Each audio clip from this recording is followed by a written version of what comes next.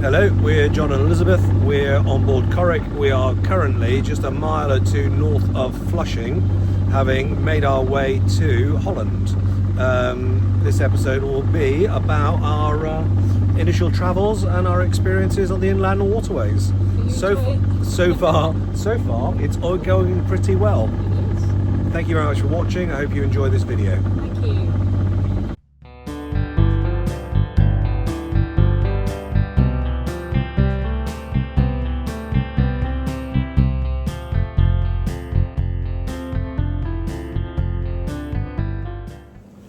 Well, this is particularly lovely. We are sailing along, 6 knots log speed, 7 knots over the ground, straight towards where we want to go.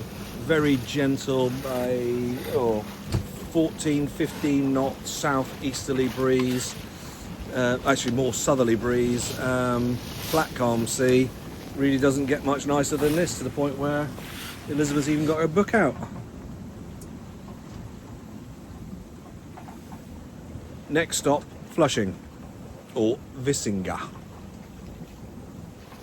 I hadn't really thought about the North Sea coast as being a holiday destination, but these beaches are absolutely gorgeous and rammed with people and beach bars and beach huts, etc. Look really rather fabulous. Well, our entry was meant to be quite sedate. We were going to do the short hop to Flushing with a view to making our way up to Middelburg. But it was worth saying we had to cross a reasonably busy piece of water. It's the route into Antwerp, and there were some very significantly big ships. And the way the wind was, we didn't want to go dead downwind, so we tucked in behind one of them on their way through, got over to the north side, and made our way gently up towards the harbour entrance. And it's pretty obvious. It's reasonably built up.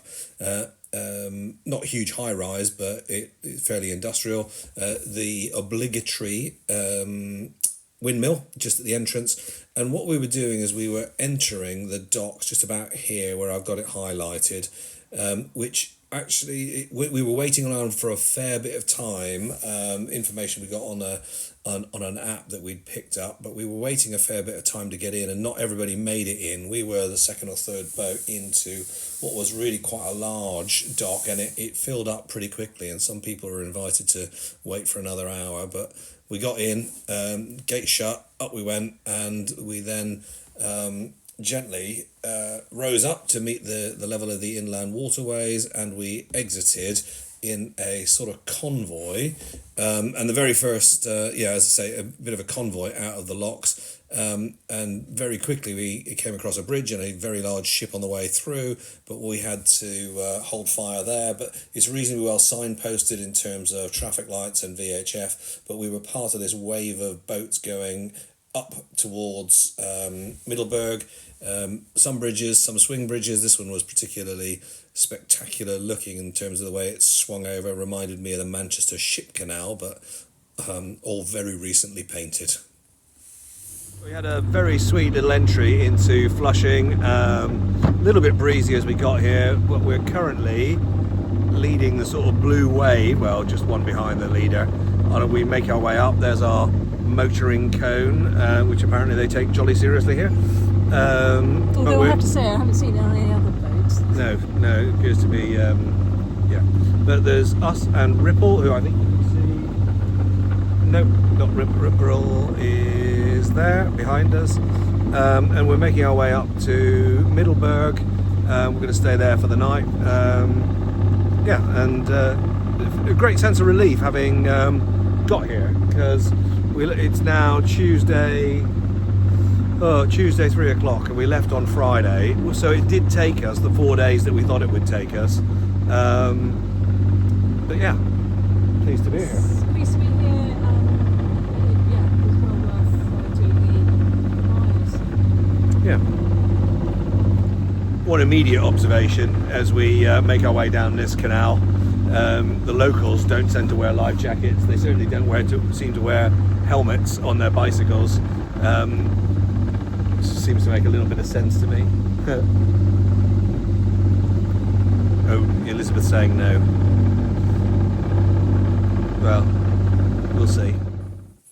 We got to Middelburg in good time, and they opened this very cute little bridge for us, and we popped into the next little bit of the harbour. Just going back to that app, it gives us all the dimensions of the locks and the bridges and the times and those sorts of things. But we parked up in a box that's between these wooden posts, us and Ripple, parked up there, and I took that opportunity to set up my VHF with the ATIS number.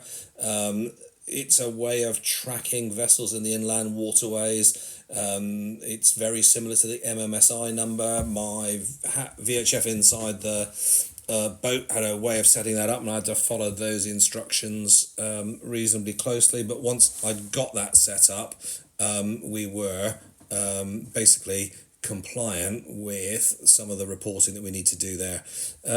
One very nice thing that happened was another Contessa came in, this time Quest, and parked alongside us, and we joined up with them, and they then decided to alter their plans such that we would sail in a group of 3, which turned out to be a lot of fun.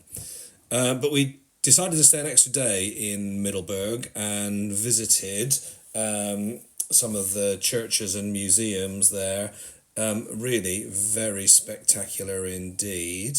And I was really taken by how attractive the whole of the town was, and the very evident civic pride people have. Those fronts of houses all look absolutely terrific, and quite a bit of heritage on the waterways themselves, which we enjoyed strolling around.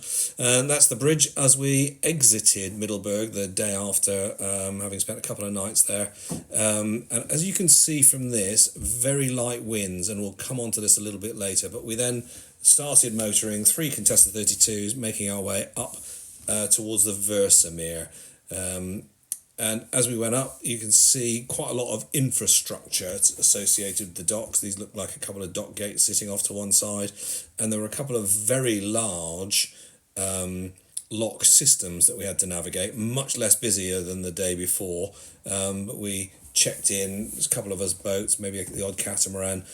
We then started to accumulate more vessels as we got close to the the exit of that particular channel, and we spent a bit of time, maybe half an hour, hanging around here, waiting. Again, we had an app, Watergarten, I think it's called, which told us the codes and so forth. We tied up to these posts while we were waiting, which was very straightforward and easy to do. But we then exited, and we wanted to make our way up towards this bridge and cross over the way. And that's a reasonably big expanse of water. And worth noting, when we were about here, while we were waiting for the bridge, we noticed there was a particularly unpleasant set of clouds in the sky. I thought it was going to be pretty wet underneath, so we started to get our foul weather gear on. But you can see in the sea state, it really is still only about 10 or 15 knots now. But what then started to happen is very, very, very quickly, it started to increase. And all of a sudden we're hit by about, I would say, 30-35 knots of breeze. It came up really quickly, and unfortunately the camera doesn't work terribly well here because it dropped off, but the wind went right up, and I thought, oh blimey, when we quickly banged in 2 reefs in the main and started to roll up our headsail. And we don't see it in this bit of video, but the rain came in massively heavily, and the visibility dropped to really only about 40 or 50 yards. And at this point, we were still in company with the half a dozen boats or so that had come out of the same lock as us. So it was all getting a bit agitated. But it was an interesting lesson learned for me in terms of just exactly how quickly the wind conditions and the sea can change. But it's fair to say that almost as quickly as it came in, it was gone. And this was a few minutes later. We were by the bridge opened, and we went through the gap, where we met up with yet another Contessa crew. So at this point there's now 4 of us, and we all went for a very pleasant dinner in a town called Colijnsplaat, which was fun. Following day, we set off again. This time we went under the bridge. The four of us, all sailing in company. Reasonably breezy. We'd changed down a head sail. Everybody else was a little bit reefed down, but it was nice to sail in company with other boats and get nice photographs of one another's boats. And we eventually made it to St. Anna Land, and St. Anna Land was where the Benelux rally was going to take place. So we got our badge or our flag, nice little marina, and there was a marquee at the end, and we met up with maybe about 20 other boat owners. It's a whole pile of fun. The following day, and after a very nice dinner, we went out with a whole group of various contestants and did a little bit of a pursuit race here after we'd had a little bit of a sailing company. So everybody went out together, and we basically had a huge sail by with the various boats in size order, and we took part in that and enjoyed it very much indeed. Nice to see everybody out there.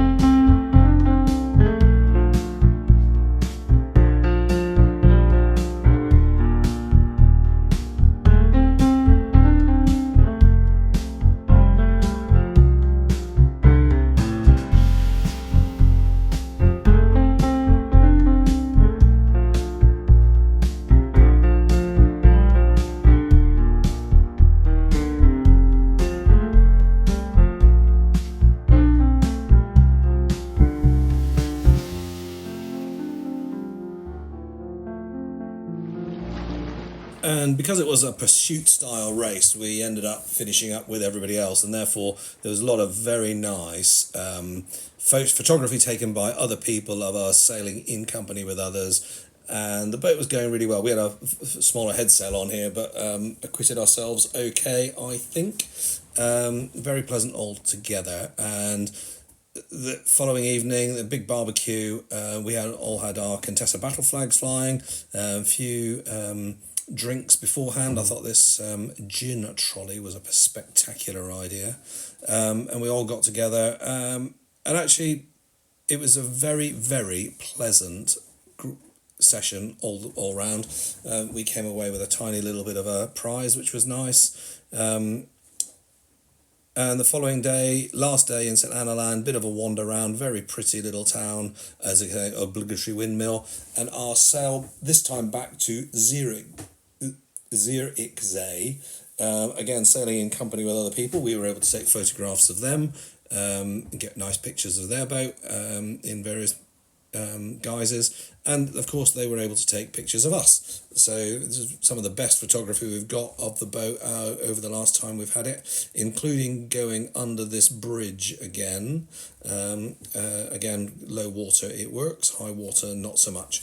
By this stage we finished up in Zierikzee, again another fabulously pretty old style town, lots of historic buildings.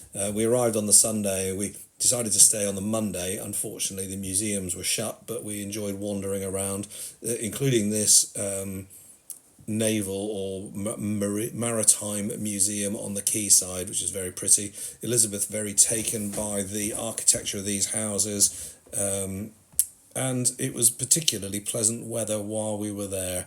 Even managed to get a rainbow. But then that stage, all the boats were starting to leave. This is Norman going in his electric drive Contessa. This one is Eric from NBJS YouTube channel. Very impressive amount of hardware he has on his boat for making videos. I wish I had some of that. And we set off.